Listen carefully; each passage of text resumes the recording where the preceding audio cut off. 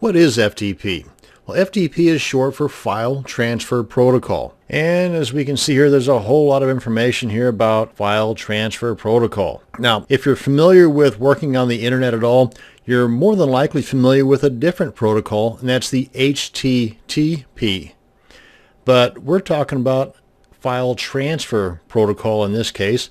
And just kind of scrolling through this, there's a lot of information in here, and I got to tell you, 99% of it, most of us will never ever need to know. Look at it like this. FTP is like a bridge between your computer and your website on the internet. Now, on one side of that bridge is the server where your website is. The other end of that bridge is your computer, or what's also called the client side of that bridge.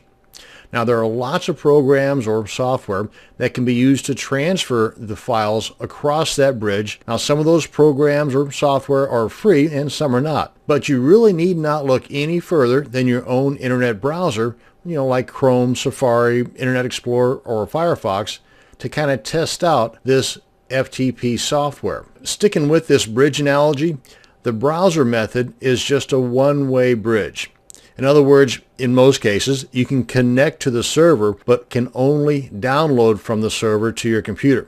You cannot upload from your computer to the server. Let me show you what I'm talking about. I'm in the Chrome browser right now, and let me toss in a website here that, by the way, I do not own, because for you to really have true access, that two-way traffic that I'm talking about, where you can upload and download to the server, you have to own or have permissions to that server. And I'm going to be demonstrating this using, in the first case, the Adobe website.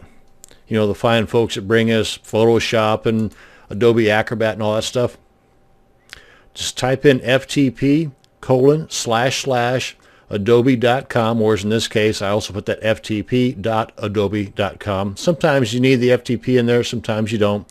But to use your browser, you have to have the prefix FTP://. And as you can see, I'm in the index of the adobe.com website, and I have access to these files here, but I do not have access to upload to their server. Now, in order for you to own and have that two-way connection, meaning being able to both upload and download from the server, you're going to need a username and password to that server. That username and password is sent to you when you purchase a web hosting package from a company like HostGator, HostMonster, Lunar Pages, or Bluehost, or actually there are a ton of hosting companies to choose from, but hey, that is a video for another day. Another FTP tool is your own computer's Windows Explorer. That is, of course, if you're using a Windows operating system and you have already purchased that web hosting package I mentioned and received your username and password. Just open up your Windows Explorer, and in the address bar, here, let me just show you what I'm talking about. Right up here in the address bar,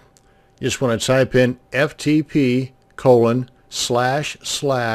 So far, that's the same as it was when we used the browser tool. But now you want to type in the username that you have received after purchasing your web hosting package, the @ symbol, and then the domain.com. Kind of like this. And again, this is the username that you received from your web hosting package, and then the domain name. And then you simply hit the enter key or that arrow, and it will then open up a box asking for your username and password. Again, that was sent to you from the web hosting company. Then you have that two-way access where you can both download from your server and upload to your server just by simply dragging a file from your computer into this area here. It will automatically be uploaded to your server, or you can drag the file from this area here, which is your server online, and drag it to wherever you want it to be downloaded to on your computer. Now, using your Windows Explorer as an FTP tool has one major downside, and this is the deal breaker for me.